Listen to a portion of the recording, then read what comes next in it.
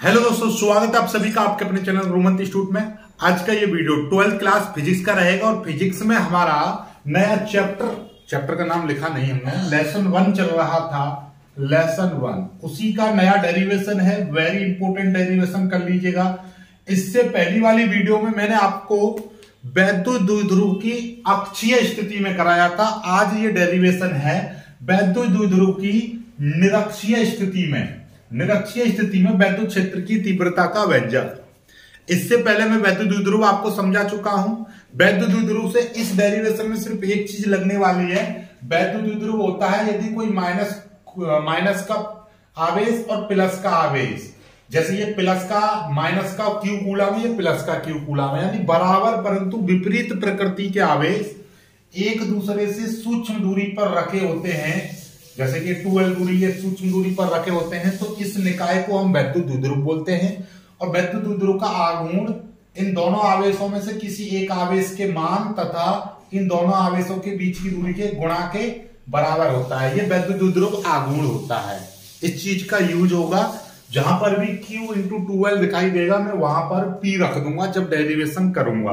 बस इतना दिमाग में मेमोराइज कर लेना, ठीक है। चलिए आगे की बात करते हैं। ओके, अब ये चित्र जिसने ये समझ लिया उसको बहुत आसानी होगी ये डेरिवेशन समझने में, अदरवाइज कभी समझ में नहीं आएगा। जीरो लेवल से बस चित्र को समझ लो। चित्र जिसने सीख लिया वो डेरिवेशन कर लेगा, चित्र जो नहीं समझ पाएगा वो डेरिवेशन नहीं कर पाएगा। इसलिए चित्र को बहुत ही बखूबी सीखना, ठीक है। देखिए पहले क्या बोला है, देखो हेडिंग से ही सारी चीजें आपको पता चलने लगती हैं। वैद्युत द्विध्रुव की निरक्षीय स्थिति, जैसे कि ये वाला चित्र मैं यहां पे समझाना चाहूंगा आपको। देखिएगा ये आपका कोई वैद्युत द्विध्रुव है, मैंने मान लीजिएगा ये एक वैद्युत द्विध्रुव का मतलब क्या है, एक माइनस आवेश होगा, एक प्लस आवेश होगा। दोनों के बीच की जो दूरी है मैंने मान ली 2l है।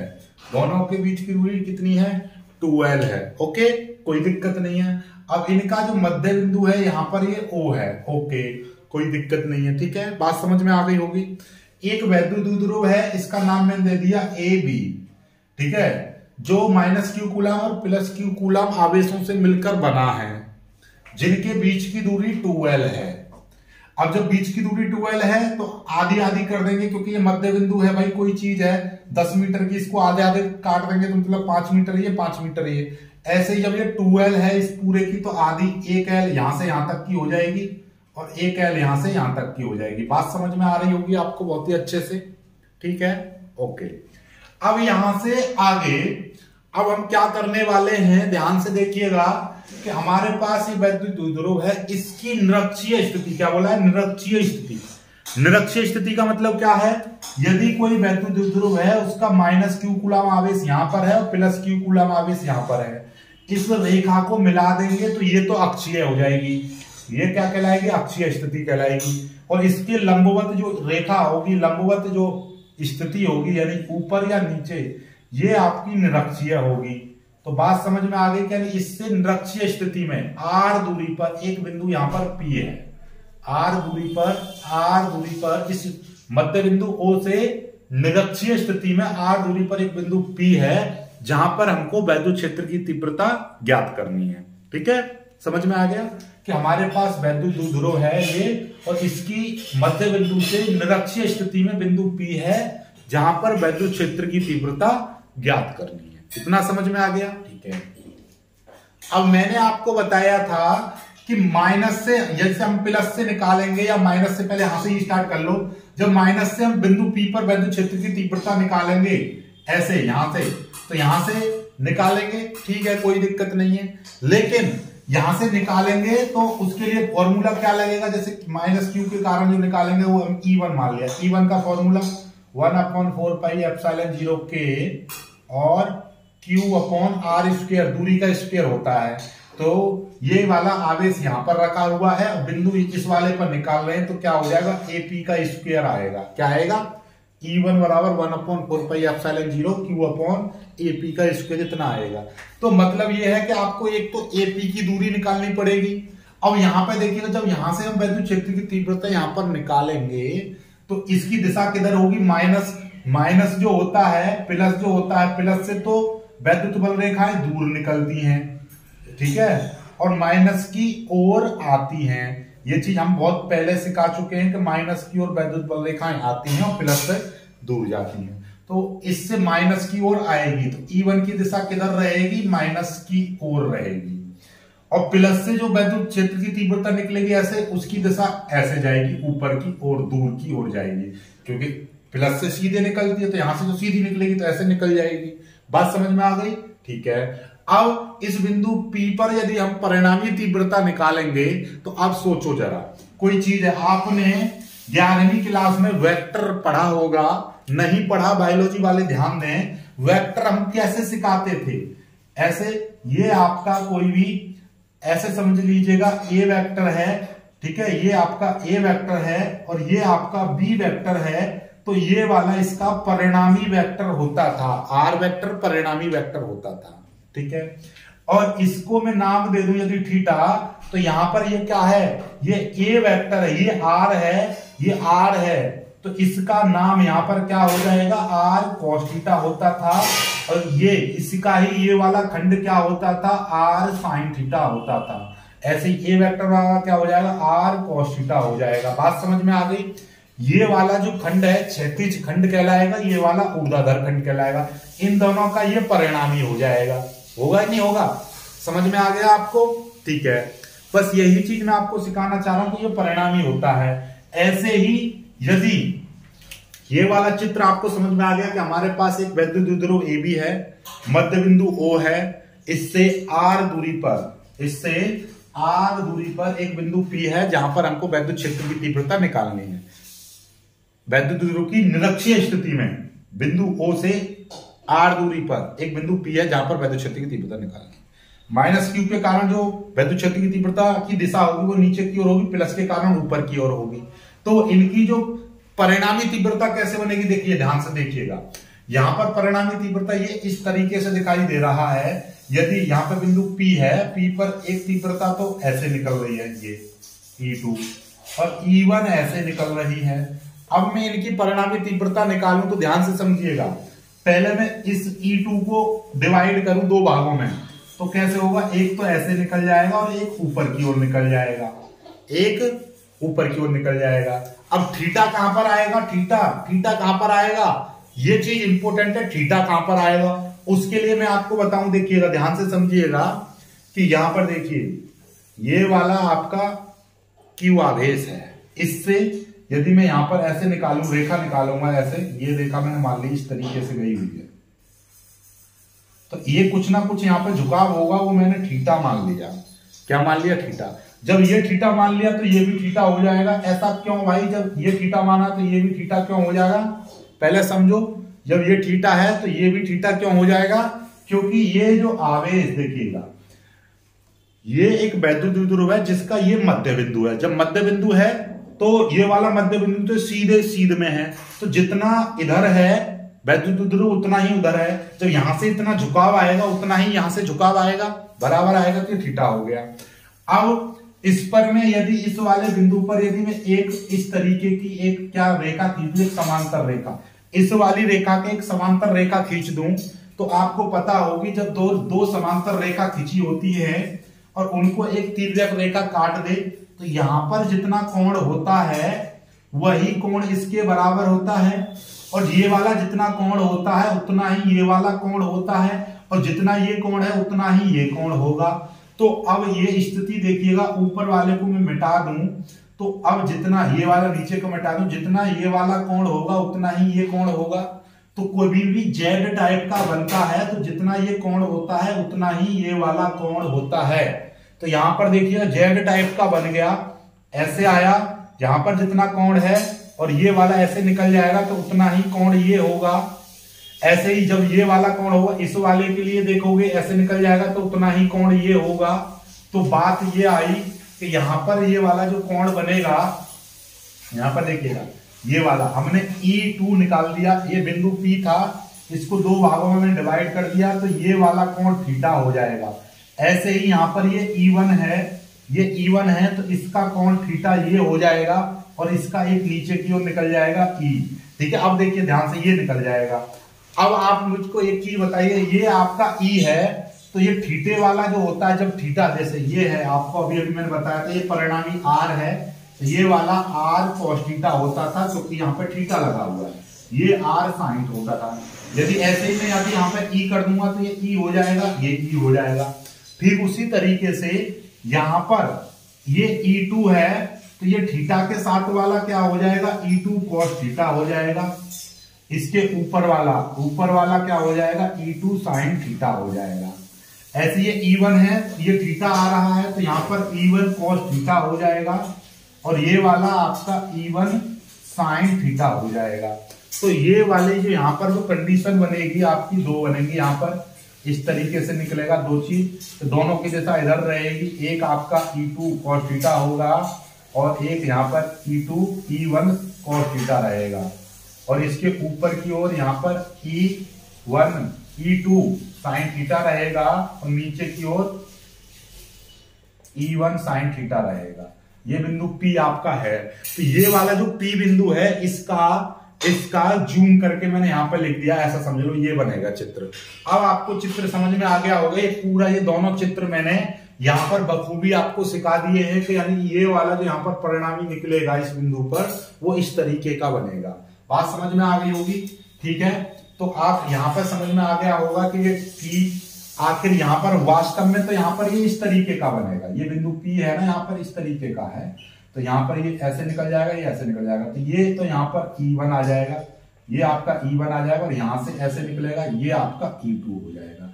अब इन दोनों का जो परिणामी निकलेगा वो यहां पर निकलेगा, ये इन दोनों का परिणामी निकलेगा ये इस बिंदु पर, ये आपकी परिणामी तीव्रता होगी ये E। तो E का जो मान निकलेगा, ये हमने परिणामी तीव्रता E मान ली, तो E बराबर क्या हो जाएगा, E बराबर ये हो जाएगा, ये दोनों E बराबर ये दोनों का योगफल आएगा। बात समझ में आ गई है? क्यों आएगा, क्योंकि वास्तव में चित्र तो ऐसा बनेगा यहाँ पर, और जब इसको घटकों में वियोजित करेंगे तो ये आ जाएगा। इस वाले बिंदु P की स्थिति को घटकों में यहाँ पर वियोजित करके दिखा दिया है। तो बात समझ में आ गई, ये वाले इसकी ये घटकों में वियोजित हमने कर दिया है ये, ठीक है। अब इसका बात करेंगे धीरे धीरे करके, अब चलेंगे। अब आप मेरे को एक चीज और यहाँ पे देख लो, यहीं पे आपको शॉर्ट में आपको समझा दूंगा, बिल्कुल अच्छे से समझ में आ जाएगा। साथ में आप यहाँ पर ये पूरा चित्र बना लोगे आप बहुत ही अच्छे से। थ्योरी जो मैंने बोली है आप उसको लिख लोगे, जो मैंने अभी अभी बोली है। कहा बोली है कि माना हमारे पास एक वैद्युत द्विध्रुव ए भी है जो -q कूलम और +q कूलम आवेशों से मिलकर बना है, जिनके बीच की दूरी 12 मीटर है। वैद्युत द्विध्रुव के मध्य बिंदु O से निरक्षीय स्थिति में r दूरी पर एक बिंदु P है जहां पर हमको वैद्युत क्षेत्र की तीव्रता ज्ञात करनी है। माना यह वैद्युत द्विध्रुव एक ऐसे माध्यम में रखा है जिसका परावैद्युतांक K है। तब चलेंगे। अब मुझको एक चीज बता दीजिएगा, बस A से P तक की दूरी क्या होगी, ध्यान से समझिएगा। पहले हम यहां पर करेंगे, तब यहां पर त्रिभुज ले ले रहे हैं। पहले त्रिभुज AOP से ध्यान से देखिएगा, AOP यानी कि इस तरीके की त्रिभुज बन रही है। A बिंदु यहां पर है, ये ऐसे जा रहा है, यहां पर क्या है P बिंदु है, यहां पर O है, ये वाली दूरी यहां से L है, A से O की दूरी L है, O से P तक की दूरी R है। तो A से P तक की दूरी क्या है, कर्ण हो जाएगा। तो क्या हो जाएगा सूत्र आपका, कर्ण का स्क्वायर बराबर क्या होता है, आधार का स्क्वायर प्लस लंब का स्क्वायर, यही होता है। कर्ण क्या है AP का स्क्वायर बराबर हो जाएगा आपका लंब, आधार का स्क्वायर, आधार क्या है L स्क्वायर प्लस लंब क्या है R स्क्वायर, ये हो जाएगा। बात समझ में आई नहीं आई, ये चीज आ जाएगी। ठीक है, क्लियर हो गई कि नहीं हो गई, बिल्कुल अच्छे से समझ में आ गई होगी ये वाली चीज। एक चीज यहीं से यदि मैं थीटा की वैल्यू निकालूं, यहां से यदि मैं थीटा की वैल्यू निकालूं, इसी में मैं यहां पर थीटा की वैल्यू निकालूं तो क्या हो जाएगी, कॉस थीटा की यदि मैं वैल्यू निकालूं, इसमें मेरे को कॉस थीटा की वैल्यू की भी जरूरत पड़ेगी, इसलिए मैं यहां पर निकाल ले रहा हूं। ठीक है, चलो इसको बाद में निकाल लेंगे जब जरूरत पड़ेगी। अब आपको ये चीज पता है, ऐसे ही त्रिभुज BOP से ऐसे ही जब आपको ये पता है A से P तक की दूरी जितनी है उतनी ही ये वाली होगी B से P तक की, तो BP का स्क्वायर भी इसी तरीके से निकल जाएगा, तो वो भी आपका L स्क्वायर और R स्क्वायर हो जाएगा। आधार का स्क्वायर और लंब का स्क्वायर, ये हो जाएगा। बात समझ में आई? ये दोनों वैल्यू कहां से निकल आई? बायोलॉजी वाले ध्यान से समझो, ये एक त्रिभुज टाइप का बन गया ऐसे, ये वाला, यहाँ पे थीटा है, ये आधार, ये लंब, तो कर्ण का स्क्वायर निकालेंगे तो ये वाली वैल्यू कितनी हो जाएगी? अंडर रूट में, यदि कर्ण एपी की वैल्यू निकालेंगे तो अंडर रूट में L square plus R square, इस तरीके से, ऐसे ये अंडर रूट में L square plus R square, क्योंकि यदि मैं यहां से बीपी की वैल्यू निकालूंगा तो ये अंडर रूट में आ जाएगा इस तरीके से। बात समझ रहे हो? ये ठीक है, ये अंडर रूट में आ जाएगा, और इसका स्क्वायर करेंगे बीपी का स्क्वायर की हमको जरूरत पड़ेगी, इसलिए हम अंडर रूट ही रहेंगे। यहां तक कोई दिक्कत नहीं है। अब डेरिवेशन, असली डेरिवेशन अब स्टार्ट होता है। अब लिखेंगे माइनस क्यू, क्योंकि अब ये आवेश है, इसके कारण यहां पर तीव्रता निकालेंगे, इस प्लस के कारण निकालेंगे, फिर दोनों को जोड़ देंगे, तो माइनस क्यू आवेश के कारण, माइनस क्यू आवेश के कारण बिंदु P पर वैद्युत क्षेत्र की तीव्रता, ये मैंने E1 मान ली। E1 की वैल्यू कितनी हो जाएगी? E1 की वैल्यू हो जाएगी 1/4πε0K Q अपॉन AP का स्क्वायर। ऐसा क्यों? क्योंकि Q1 कहां पर उपस्थित है? A बिंदु पर। निकालनी कहां पर? तीव्रता P बिंदु पर, तो A से P का स्क्वायर कर देंगे। ठीक है, अब E1 बराबर 1/4πε0K Q अपॉन AP का स्क्वायर कितना है? AP का स्क्वायर ये कितना है? L square plus R square, इतना है। ठीक है, कोई दिक्कत नहीं है। ऐसे ही अब निकालेंगे हम प्लस Q आवेश के कारण। अब की बात इस वाले आवेश के कारण निकालेंगे, इस पर तीव्रता, प्लस Q आवेश के कारण बिंदु P पर वैद्युत क्षेत्र की तीव्रता, उसको मैं क्या लिख दे रहा हूं? E2 लिख दे रहा हूं, E2।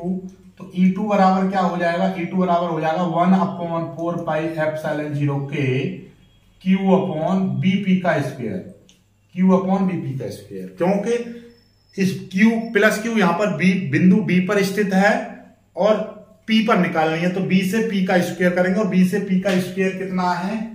वो भी इतना ही है, ये रहा, ये आपका इतना था। ठीक है, तो यहां से मैं यहां पे लिख दे रहा हूं E2 की जो वैल्यू है वो कितनी हो जाएगी? 1/4πε0K Q अपॉन BP का स्क्वायर कितना है? L square R square, L square plus R square, ये हो जाएगा। बात समझ में आ गई? अब हमको क्या चाहिए था? हमको तो E1 का मान हमको पता चल गया, E2 का मान पता चल गया, लेकिन हमको क्या निकालनी थी? इस पर बिंदु P पर परिणामी तीव्रता निकालनी थी। और परिणामी तीव्रता क्या थी? परिणामी तीव्रता, इन दोनों की परिणामी तीव्रता होगी ये E। और E कैसे निकलेगी? आपको पता ही है, सिंपल सी बात है, अभी मैंने बताई थी। E बराबर क्या है? E1 cos थीटा और E2 cos थीटा, क्योंकि बिंदु P पर जो परिणामी तीव्रता E होगी, और इसको जब हम सदिशों में वियोजित करेंगे तो उसका मान E1 cos थीटा और E2 cos थीटा होगा। अभी हमने जो शुरुआत में जितनी एक्सप्लेनेशन दी थी वो इसी चीज की थी। ठीक है, तो यहां तक पहले कर लीजिएगा, यहां से बाद में आपको सिखाऊंगा। देखिए, चलो मैं यहां पे लिख दे रहा हूं, अतः बिंदु P पर परिणामी तीव्रता मैंने E मान ली, तो E बराबर क्या हो जाएगा? E1 cos theta plus E2 cos theta, ये हो जाएगी। बात समझ में आई कि नहीं आई? E1 cos theta plus E2 cos theta क्यों हुई? क्योंकि हमने यहां पर इस E1 और E2 को सदिशों में वियोजित कर दिया, क्योंकि E1 की तो इधर निकल गई, E1 नीचे निकल गई, E2 ऊपर निकल गई, तो इनसे तो परिणामी तीव्रता नहीं निकलेगी। लेकिन जब हम परिणामी तीव्रता निकालेंगे तो E2 cos थीटा और E1 cos थीटा ये हो जाएगी। आप बोलोगे सर ये E2 sin थीटा और E1 sin थीटा ये क्यों नहीं? क्योंकि ये एक दूसरे के ऊपर और नीचे विपरीत दिशा में है। थीटा दोनों के मान बराबर हैं। जब साइन थीटा देखेंगे, वैल्यू करेंगे, तो वो दोनों एक दूसरे को निरस्त कर देंगे। तो ये विपरीत दिशा में होने के कारण एक दूसरे को निरस्त कर देती हैं। बचेगी ये वाली, तो ये वाली तीव्रता को हम जोड़ देते हैं। बात समझ में आई? आप कहेंगे सर ऐसा क्यों? क्योंकि आपको पता है ये प्लस का है, ये माइनस का है, दोनों के कोण भी बराबर है और ये तीव्रता भी बराबर रहेंगी, लेकिन दिशा विपरीत है तो वो जीरो कर देंगे एक दूसरे को। ठीक है, चलिएगा यहां तक स्क्रीनशॉट ले लीजिएगा। अब आपको पता है कि E1 का मान भी इतना ही है और E2 का मान भी इतना ही है, इन दोनों को जोड़ देंगे तो कितना आएगा वो अभी अब हम बताएंगे। आपको चिंता मत करो, पहले यहां तक स्क्रीनशॉट ले लो। इसका तो काम खत्म हो ही गया, आपको समझ में आ गया होगा E1 cos theta E2 cos theta क्यों लिए हैं, क्योंकि इधर की ओर ये परिणामी तीव्रता दोनों ही एक दिशा में जा रही है, इसलिए जोड़ दिया है हमने। ठीक है, चलिएगा अब इसको मिटा दे रहा हूं, इसकी कोई जरूरत नहीं है, इसकी कोई जरूरत नहीं है, यहीं से कोई काम होता रहेगा। देखिए अब हम यहां से देखेंगे तो E बराबर क्या हो जाएगा, E1 की वैल्यू कितनी है, E1 की वैल्यू ये है, देख लीजिएगा 1/4πε0 के Q/L² और R² ये है। फिर और यहाँ पर cos थीटा भी आएगा, cos थीटा प्लस ये भी इतना ही है 1/4πε0 के Q/L² R² और साथ में आएगा cos थीटा, ये आ गया। ठीक है, अब मैं इसको मिटा दे रहा हूं, इसकी कोई जरूरत नहीं है। अब मुझको एक चीज बताइए, जब भी कभी भी x होता है और प्लस x होता है तो हम उसको 2x लिखते हैं, लिखते नहीं लिखते? या फिर आप ऐसा करिए, और सिंपल कर दे रहा हूं आपको, यहां पर देखिएगा ये वाली चीज यहां पर और ये वाली चीज, ये दोनों के दोनों दिखाई दे रहे हैं कॉमन। क्या दिखाई दे रहे हैं? कॉमन। तो E बराबर क्या हो जाएगा 1/4πε0 के Q/L² प्लस R²। ये आपने कॉमन ले लिया तो यहाँ पे क्या बचेगा, cos थीटा बचेगा, यहाँ पर भी आपका cos थीटा बचेगा, इस तरीके से बचेगा। और cos थीटा और cos थीटा कितने हो जाएंगे, 2 cos थीटा। तो E बराबर हो जाएगा 1/4πε0 के Q/L² R², साथ में आ गया 2 cos थीटा, ये आ जाएगा। ठीक है, अब यहां से हमको cos थीटा की वैल्यू चाहिए। cos थीटा के लिए हमारा त्रिभुज कौन सा था, यहां पर हमने त्रिभुज बनाया था शुरुआत में, त्रिभुज AOP से यहां पे हमने बताया था cos थीटा यदि मैं यहां पर निकालूंगा तो cos थीटा देखिए LAL बट्टे लाल बट्टे कक्का, तो cos थीटा बराबर होता है आधार बट्टे कर्ण। क्या होता है? आधार बट्टे कर्ण, ये होता है आधार बट्टे कर्ण। तो आधार क्या है AOP में, AOP तो आधार है L, आधार है L, A से O तक की दूरी है L, और कर्ण क्या था, कर्ण था √ में L² R², ये वाला कर्ण था ना √ में L² R², तो √ में L² प्लस R², ये है। तो cos थीटा की वैल्यू ये आ गई, ये वैल्यू हम यहां पर रख देंगे इस वाले में। ये समीकरण 1 मान लो, समीकरण 1 से, जब समीकरण 1 से चलेंगे तो क्या आ जाएगा, यहां से, यहां की बजाय यहां पे लिख दे रहा हूं मैं, E बराबर 1/4πε0 के Q/L² R², इस तरह से इंटू L और ये आ जाएगा √ में L² प्लस R², इस तरीके से आ जाएगा। ठीक है, ये आ जाएगा। अब यहां से और सीखो। अब आप पहली चीज यहां पे देखिए, बायोलॉजी वाले ध्यान से समझो, x है कोई चीज और x में जब मैं √x की मल्टीप्लाई करता हूं तो क्या हो जाता है। ठीक है, हाँ देखो एक चीज और, यहाँ पे 2 है, ये 2 cos थीटा है, तो ये 2 कहां गया यहां से भाई, इस 2 को भी भूलना नहीं है। देखिएगा मेरे पास में एक बच्चा बैठ के समझ रहा है, उसने मेरे को बताई है, बहुत बहुत धन्यवाद। ठीक है, चलिए देखिए ये कितना है 2 × L, बात समझ में आई, 2 × L। ठीक है, चलिएगा हाँ L बट्टे आ जाए। अब मेरे को एक चीज बताइएगा, ये वाला 2 ये वाला था, ये cos थीटा की वैल्यू तो ये होगी। ठीक है, अब देखिएगा x × √x, इसका मतलब क्या है कि x की घात इस पर 1 है, इंटू इस पर कितना है, x की पावर 1/2 है। जब हम इनको करेंगे तो गुणा में घातें जुड़ जाती हैं, तो ये कितना हो जाएगा 1 + 1/2। इनको जोड़ेंगे 1 और आधा 1.5 को 3/2 बोलते हैं, सीधे सीधे 3/2, 2 × 2 और 1 3/2 हो जाएगा। तो याद रखिएगा जब x × √x की मल्टीप्लाई होती है तो वो 3/2 घात हो जाती है। तो वैसे ही अब यहां पर देखिएगा, ये है L square plus R square एक ब्रैकेट, और एक ये है L square plus R square का अंडर रूट। इसका मतलब ऐसे समझो कि ये इस ब्रैकेट के अंदर एक एक्स है अंडर रूट एक्स, और ये आपका एक्स है, ये वाला एक ब्रैकेट ये वाला। तो अब हम इसको क्या कह सकते हैं, इस वाले x के ऊपर, इस वाले x के ऊपर 3/2 घात लिख सकता हूं, नहीं लिख सकता, क्योंकि x into under root x बात वही है।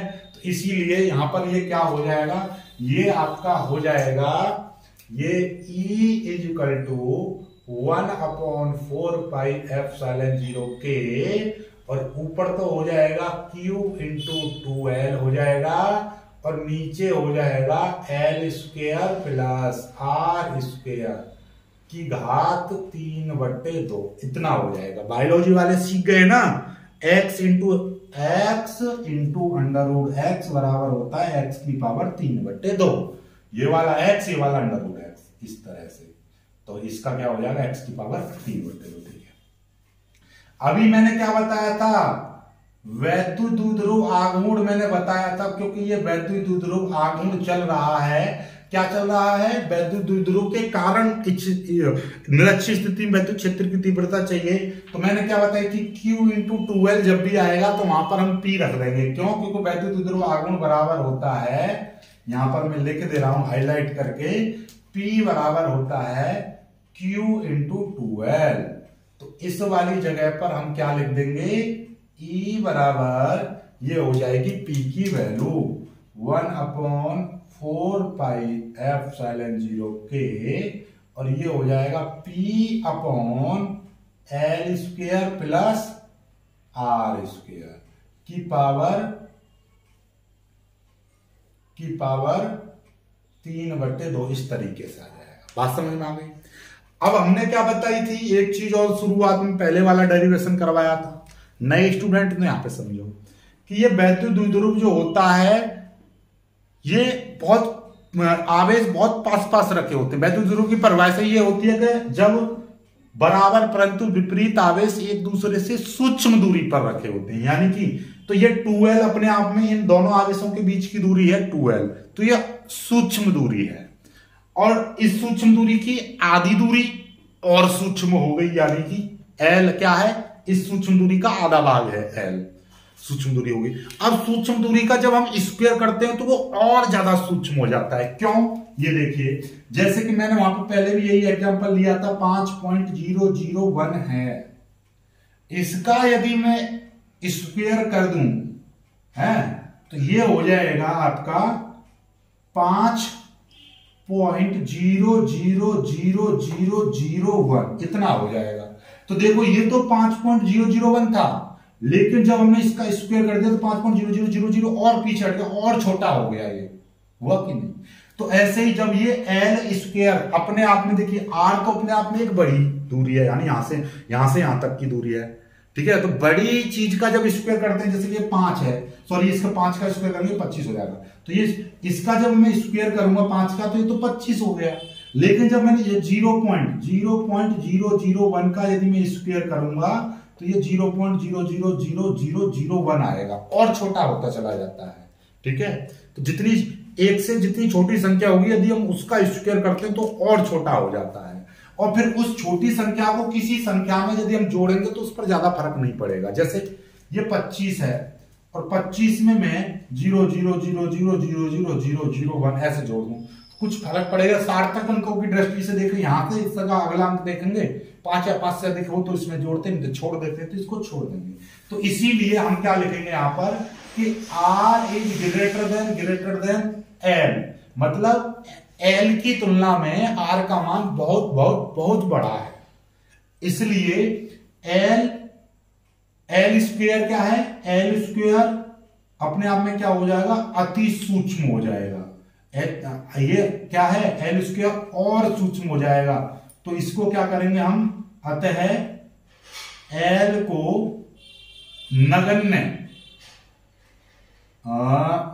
नगण्य कैसे लिखी जाएगी, नगण्य मानकर छोड़ने पर हम इसको क्या कर दें, नगण्य मानकर छोड़ने पर, ना गिनने योग्य है ये एल स्क्वायर, इसलिए छोड़ दिया हमने। तो ई बराबर क्या हो जाएगा 1/4πε0 के, और ये हो जाएगा पी अपॉन, जब एल स्क्वायर खत्म हो जाएगा तो ये बचेगा आपका आर स्क्वायर, इसकी पावर हो जाएगा 3/2। तो जब किसी चीज में करेंगे तो इससे आर स्क्वायर की पावर 3/2 करेंगे तो इसका मतलब क्या है, आर की पावर 2 × 3/2, 2 से 2 कट जाएगा तो क्या बचेगा, आर की पावर 3 बचेगा, सिंपल भाषा में। ठीक है, तो इसलिए यहां पर ये क्या हो जाएगा, इस 2 से ये 2 कट जाएगा तो ई बराबर आ जाएगा 1/4πε0 के और पी अपॉन आर क्यू, इतना आ जाएगा न्यूटन प्रति कूलम, इतना आ गया। ठीक है, समझ में आई बात। अब निर्वात अथवा वायु के लिए के का मान रख देते हैं 1, तो इसको मिटा दे रहा हूं। तो निर्वात अथवा वायु के लिए लिख दे रहा हूं इसके नई लाइन से, निर्वात अथवा वायु के लिए के बराबर लेते हैं 1, तो ई बराबर हो जाएगा 1/4πε0 और पी अपॉन आर की पावर 3, इतना आ जाएगा न्यूटन प्रति कूलम। ठीक है, ये आ गया, बात समझ में आई। ये के की जगह पर रख दिया तो 1/4πε0 पी अपॉन आर की, बात समझ में आई। ये है आपका पूरा कंप्लीट डेरिवेशन हो गया। ठीक है, चलिएगा, तो इतना ही आपको करना है, इतना ही आपको करना है। वीडियो को लाइक करके शेयर कीजिएगा। ये 5 नंबर का डेरिवेशन है, आपको समझ में आ गया होगा। अभी तक इस चैप्टर के नोट्स आपने नहीं लिए तो ले लीजिएगा। फ्री बैच आपने ज्वाइन नहीं किया तो वो भी ज्वाइन कर सकते हो, उसका लिंक आपको नीचे डिस्क्रिप्शन में मिल जाएगा। और हाँ, अब मैं एक सीरीज और चलाऊंगा जिसमें, क्योंकि कुछ स्टूडेंट्स CUET की तैयारी कर रहे हैं, तो कुछ स्टूडेंट अपना आगे की तैयारी कर रहे हैं एंट्रेंस एग्जाम की, एयरफोर्स वगैरह की, तो उसके लिए मैं फिजिक्स के न्यूमेरिकल्स की सीरीज चलाऊंगा। तो उसमें NCERT के जितने भी वो हैं न्यूमेरिकल्स हैं, उन सभी को सॉल्व कराएंगे, ताकि आपकी बोर्ड की भी तैयारी होती रहेगी, साथ में उन कॉम्पिटिटिव एग्जाम की जो तैयारी करने वाले स्टूडेंट्स हैं उनकी भी होती रहेगी। वीडियो को लाइक करके शेयर जरूर कीजिएगा।